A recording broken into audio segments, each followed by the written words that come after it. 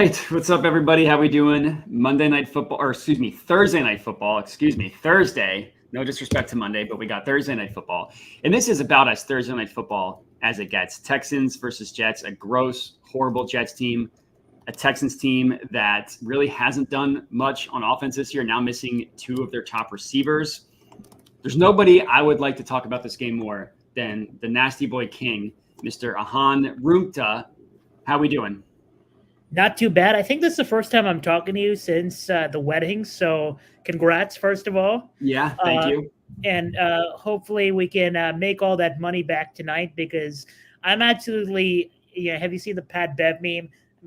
No, that means licking my chops, seeing how ugly this game potentially is. I feel like I've been overhyped at this point when it comes to the ugly games because Giant Steelers, I was all over Calvin Austin. The expectations are way too high. So let's hit at least one bet because I have a lot of bets in this game, which surprise, I do. But I'm excited. Yeah, no, that's great. That's great. Calvin, I'm props to you on Calvin Austin. I on Monday Night Football, I got lucky. I had Jalen Moore in rushing yards. I laddered him up to, I think, 35. He only cashed that because that swing pass at the end of the first half, they ended up counting it. I mean, it was behind the line of scrimmage, but it ended up being counted as a rush. So reality is he wouldn't have hit outside of that. So I've been incredibly unlucky with the NBA, but I did get some luck go my way in that one. And then Neighbors hit kind of in garbage time and I had his receptions. So anyways, all that shows in the record books is 2-0, and that's all that matters. For tonight, I don't really want to talk a ton about the main lines. I mean, the Texans, I don't know, do I ever want to lay a minus price with the Jets? Absolutely not. Do I want to bet on the Texans, whose offense hasn't done much outside of Nico Collins blowing up? No. The over-under is probably, if anything, it's an underplay on the main line, but I'm assuming, do you have anything on the main lines here, or are you just good to move on to player props? I actually, for the first time, I think, on this stream's history, I have a okay. side. There we go. I have it. So let's start off by saying this. This is probably the weirdest game of the season, primetime or not, when it comes to the public wanting to bet on the side, right? Right. It looks like most of the public tickets are on the Texans. It looks like most of the sharp money is on the Jets. I understand why this is the case. Not every single tweet I've seen on my timeline today that contains the word Jets saying it's suspicious that the Jets are slight favorites when they have looked like dog shit. The sharp side is the Jets. We're nuking. Here's the thing. I don't think that's a weird line at all because the Texans are missing their two best receivers. And Vegas knows that they can price the Jets at -4.5, and they would still get enough action on the Jets because of the no way the Jets don't finally dominate a game philosophy. This is the spot, et cetera, et cetera. And everybody's seeming to get cute with the whole CJ Stroud is going to face a lot of pressure. He hasn't been getting great under pressure. I'm on Texans team total over 20.5. I don't want to mess with this Jets offense because I think this Texans defense can be inconsistent. And yes, maybe this is finally the game.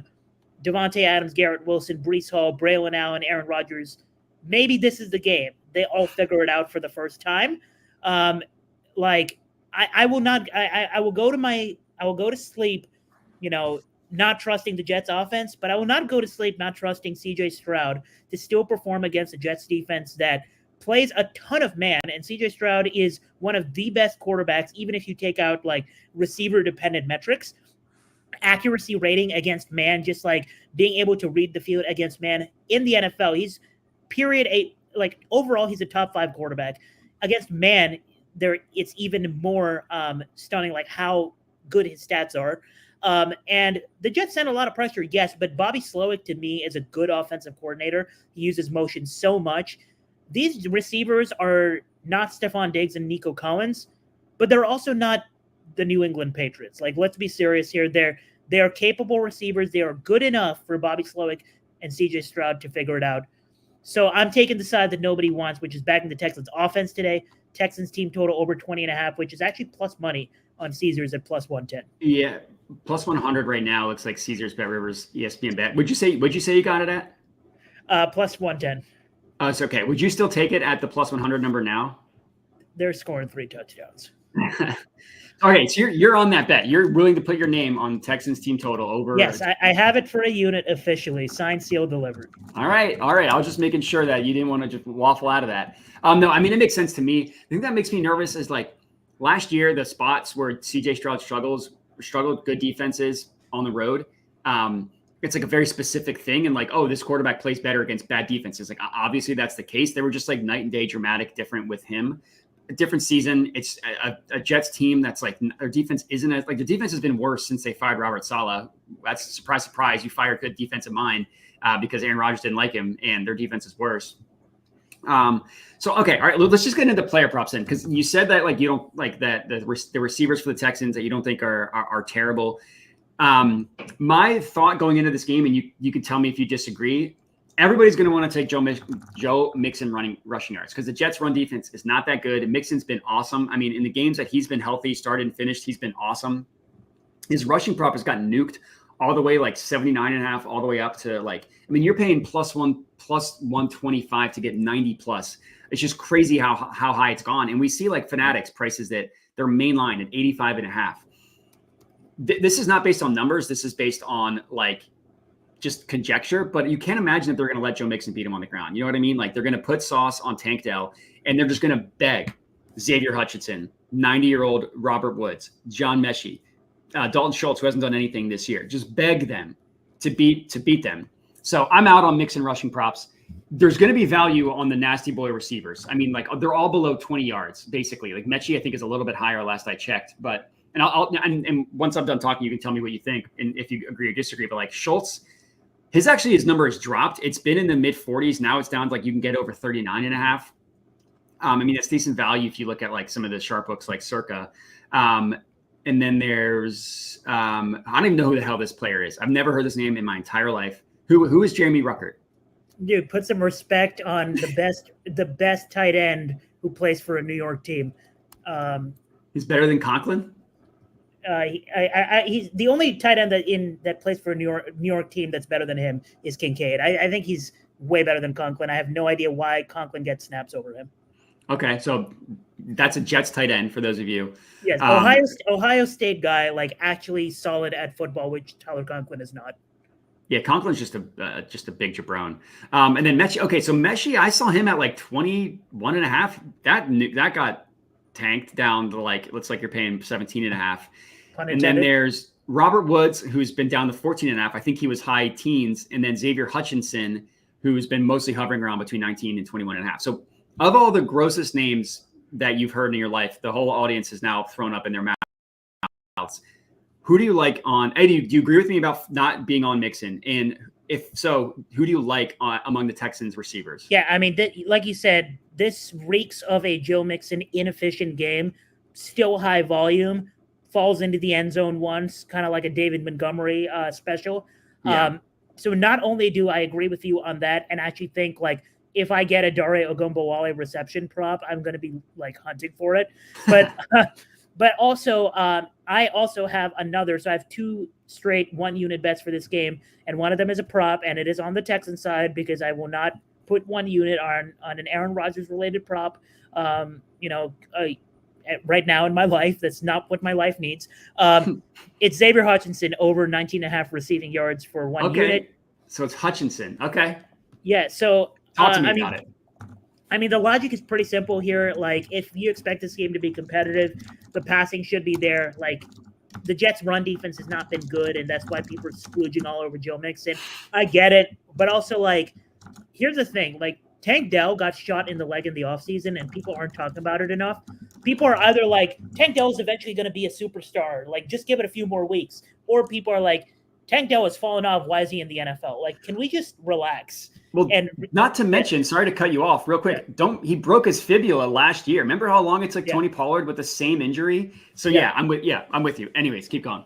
Yeah. So I mean, here's the thing. Like, Tank Dell is still a solid player. Like, if he can get a full offseason healthy and he can work on his health, I think he can still be a good wide receiver 2 in this league. But the fact of the matter is, right now, Tank Dell, I actually like Tank Dell's value for a touchdown, but that's not related to the Xavier Hutchinson prop. But Tank Dell is simply not the guy to be a Nico Collins and take over, especially against Sauce Gardner. And Sauce Gardner hasn't played like to his standard this year, which is one of the reasons I like Texans team total.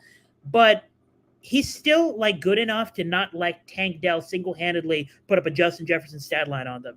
That's not going to happen. So like you said, there's value on these role players. Unless the Texans, are up 20-0 at halftime, this is still going to be a pass-heavy game because their best player is like not even close. It is CJ Stroud. And Xavier Hutchinson, like he's never been a guy that jumps out as a prospect. He was a 6th round draft pick for a reason. Like 18th percentile prospect as a route runner against man coverage, 34th percentile against zone coverage. But the thing about the Jets matchup is they play a lot of man, and they trust that they are going to win in man. The man hasn't necessarily been as effective as normal, but Xavier Hutchinson has been slightly more effective in the limited snaps he's gotten against man than zone, and he's going to be the de facto number 2 here. Now, everybody's in love with Dalton Schultz for obvious reasons. Like, yeah, he's the vet, and like he's going to definitely run a lot of routes, and it's against man coverage, so he should be force-fed like 6 catches. Like, I'm not buying that because, first of all, Dalton Schultz, like, I'm just not enamored by tight ends who have never been bad but also never been good, like Jake Ferguson and Dalton Schultz. Like, I'm not a fan of these characters.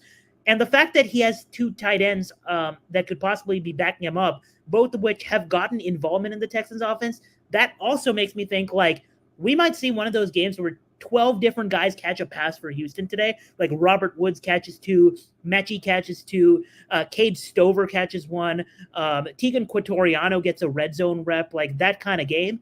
The value is with Xavier Hutchinson, who simply has to be force-fed a lot of targets in a competitive game script at 19.5.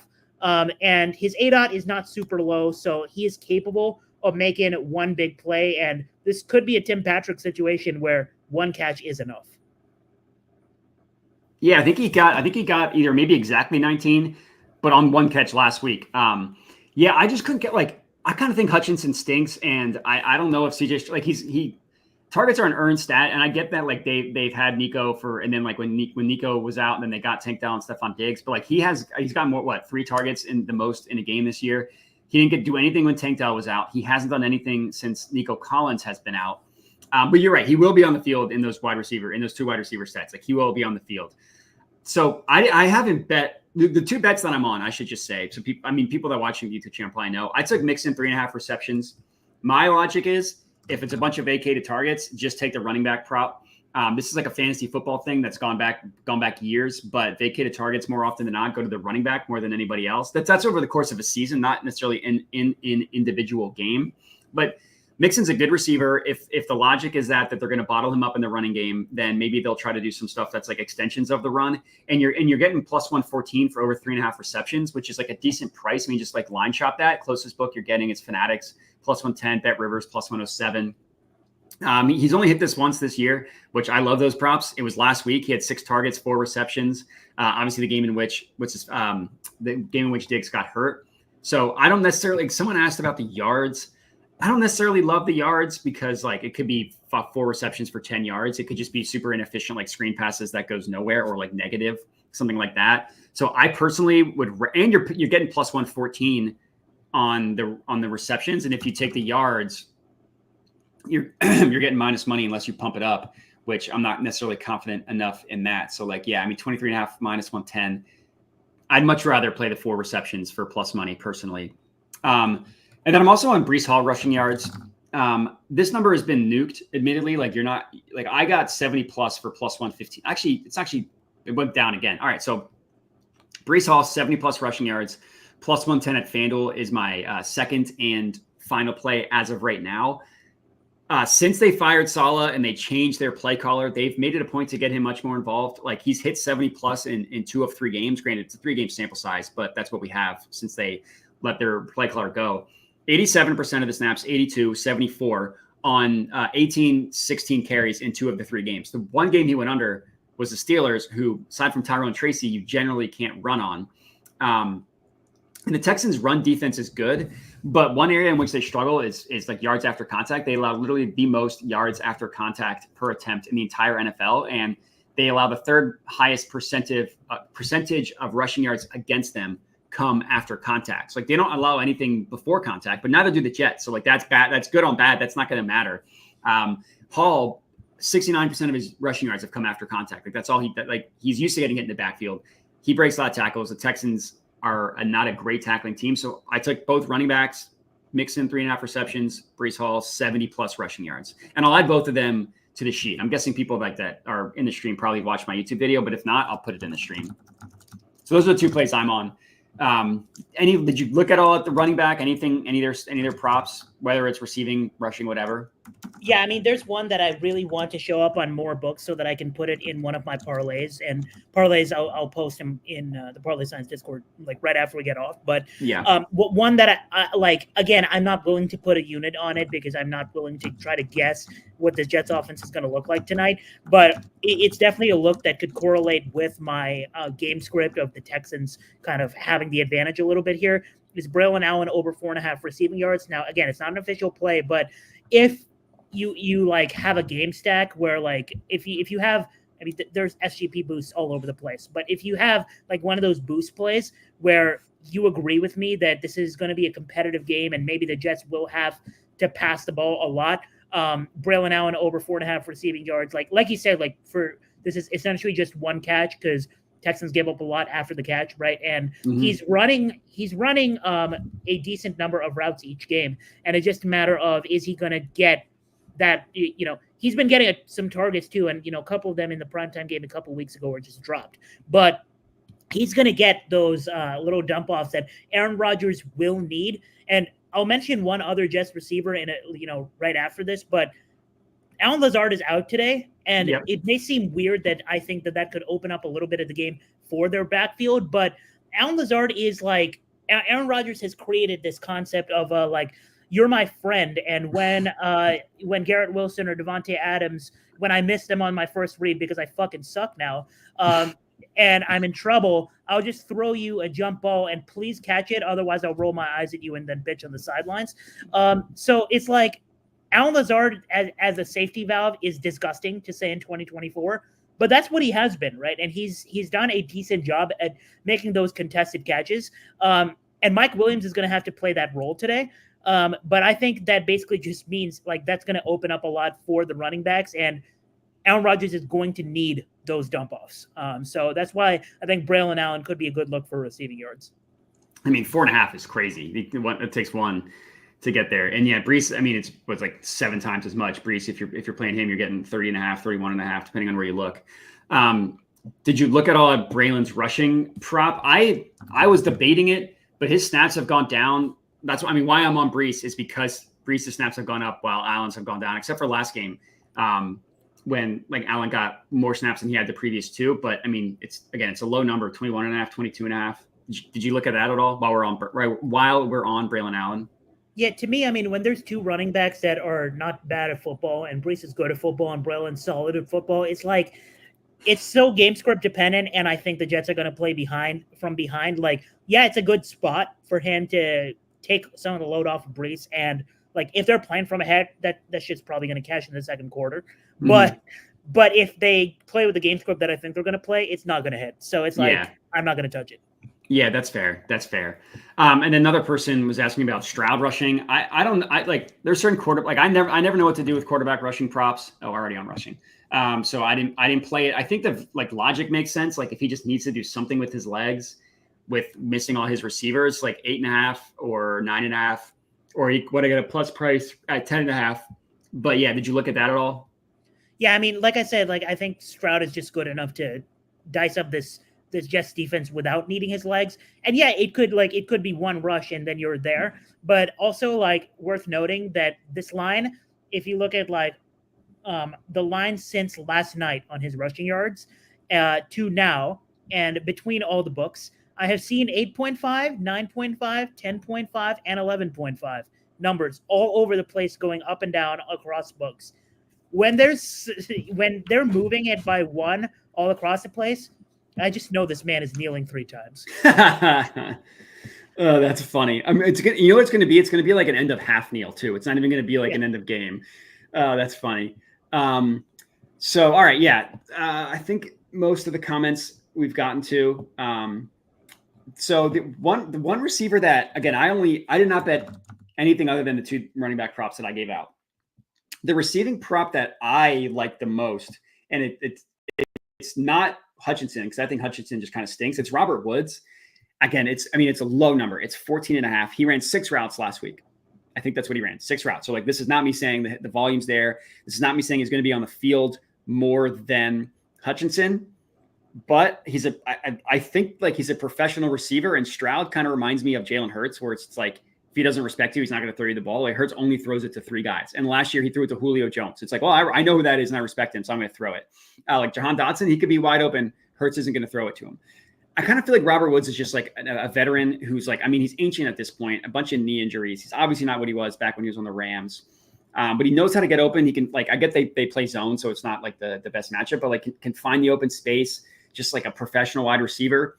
And it's 14.5. So he's who I liked as a nasty prop. I wanted to see who you were on, and then if we agreed, maybe I would bet it. So I'll probably end up holding off. But was there any? But like, I know you like Hutchinson. What was the logic for him over Woods?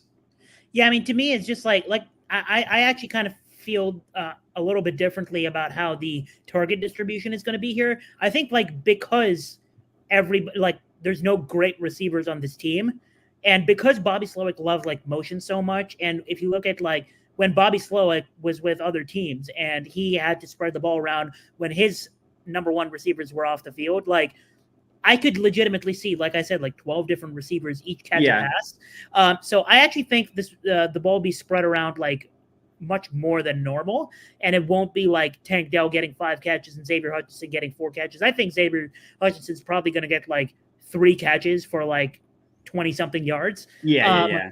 But like, to me, it just feels like a Robert Woods and John Mechie kind of like at this point of their careers, they're kind of the same player. And it's like, yes, Robert Woods has the experience, but also like John Mechie, when he's on the field, he's gotten more targets per route run than a lot of the players CJ Stroud has played with in his 1.5 seasons in the NFL. So it's like, I'm not willing to guess whether Robert Woods or John Mechie is the guy out of the slot today. And also like I said, like, I'm not a fan of Dalton Schultz. And like, I feel like, again, the experience, he's going to get the most routes, but also like, he's probably not going to convert very efficiently. Yeah. And you could have sets where Xavier Hutchinson, Tank Dell, Robert Woods are all on the field at the same time. And the play ends up being a 10-yard catch to Cade Stover. So, yeah, I think Xavier Hutchinson is just the most mispriced based on the coach speak surrounding how much they trust him to be the wide receiver too. And you haven't heard anything out of camp about, like, I've not heard single Robert Woods praise. I haven't even heard John Mechie praise. Like, this man battled leukemia, and the coaches haven't really even mentioned him. Like, usually in a situation like that, they're begging to get him the ball. Yeah, and then they'll say things like, this man has so much grit, etc. You know, the classic terms. They haven't even talked about him. Like some people have just forgotten this guy exists. So to me, just because of coach speak and the fact that I'm very confident he's running at least 25 routes, that's why I went with Hutchinson. But if Robert Woods has 4 catches for 50 yards and you're like, yeah, I should have laddered it, like, I would not be surprised. So yeah. No, I mean, this will not be an I told you so situation. So I'm not sitting here being like, I'm planting my flag on Robert Woods. He's just, of all the nasty boys, he's who I like the most. But to your point, like, the books don't always know what they're doing, but if we're just going off of that, like Xavier Hutchinson, they're all priced at 1.5, but look what you're paying for him, -165. Robert Woods, over 1.5, -135, -127. For John Mechie, -116, -120. You know what I mean? Like, the books are telling you that it's going to be Hutchinson, or at least that's the action that what they're getting is telling them. And if you think it could be like a 3-reception, 24-yard game, there you go. +190 at Bet365. Or you could get +116 at BetOnline, who I've been told BetOnline is sharp for player props. They've been pricing these alts crazy, so I don't necessarily know how true that is. But yeah, I think this one question real quick. I believe me and you kind of both agree that we're not on Dalton Schultz. He just hasn't done anything this year. He was decent last year, but that hasn't been the case. And in a game in which one of these nasty boys is going to go off, his number has been dropping. Like I said, it was mid 40s. I mean, low to mid 40s earlier this year. Now, or earlier this week. Now it's down to 40.5 at FanDuel and DraftKings, two books that people generally respect for player props specifically. Yeah, and I think the main headliner to me is like, yeah, it's a good spot for tight ends because Jets play a lot of man, but also like when the Houston tight end room combines for 60 yards and Dalton Schultz still does not have his line of 42.5, you're going to cry that you didn't just take Cade Stover or you didn't just sprinkle Tegan Quitoriano anytime touchdown. So it's like, I'm not touching this tight end room at all. And then when Cade Stover scores, I'm going to say, I told you so. And then if he doesn't do anything, I'm just going to say, see, I told you not to touch it. Yeah. I mean, Cade Stover, 7.5 receiving yards. If you want to get a little nasty action, get him 20 plus 250. And this can transition.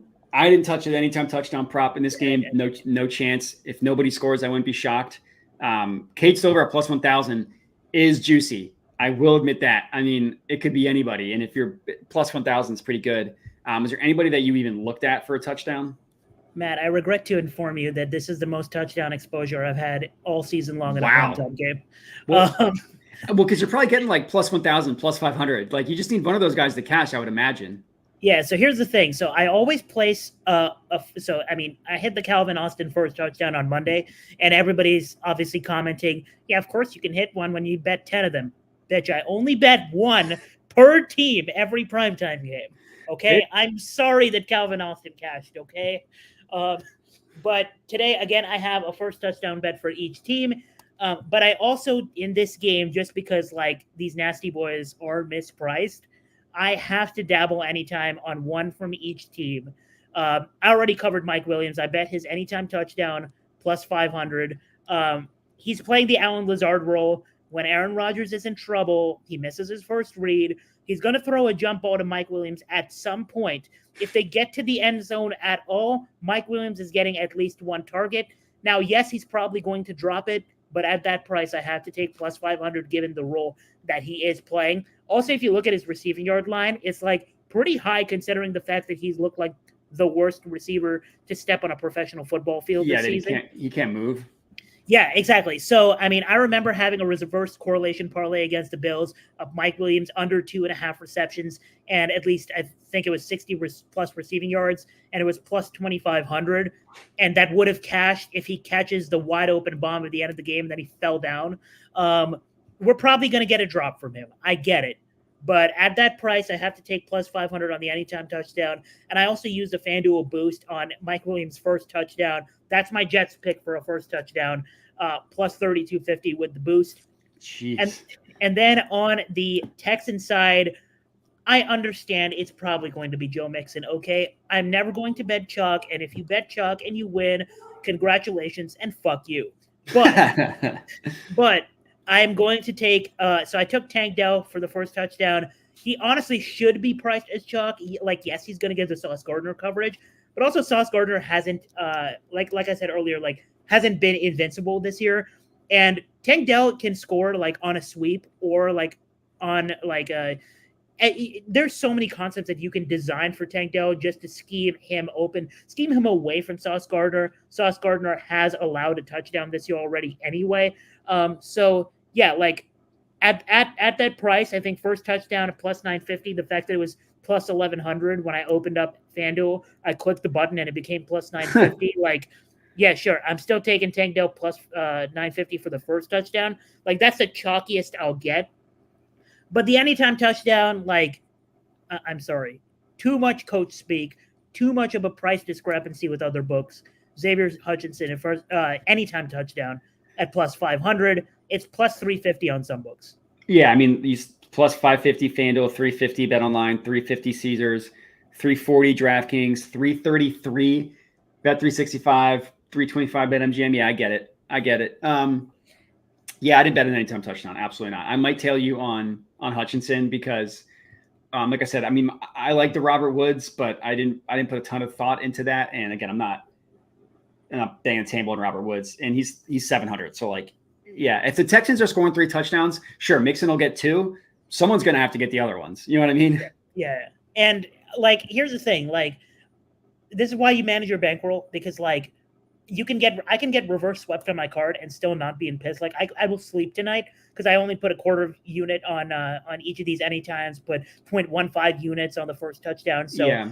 manage your bankroll. I put the 1 unit each. Like those are my favorite plays, the Xavier Hutchinson receiving yards and the team total. That's each 1 unit. The other ones are all small sprinkles. Like I can go 2-0 on those 2 1-unit straights and still be up even if I lose all my long shots, right? So that's how you play them, and you hope you hit one of them on a night like this. Yeah, 100%. Yeah, the responsible bankroll management is the most important thing you can do. So I totally agree. Cool. All right. So I have you down for the Texans 20.5 points, Hutchinson receiving yards. And did you want to get put down for those receiving the touchdown props? I mean, we haven't in the past, even when I've cashed. So I'm gonna just stick with it. The no, because if we start doing that, then we're gonna go back and have to give me my Darnell Mooney win. So fair point.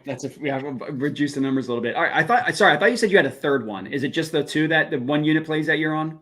Oh yeah. So yeah, my 1 unit plays are the team total and Xavier Hutchinson receiving yards, and then I have the 2 anytimes as long shots. Yep.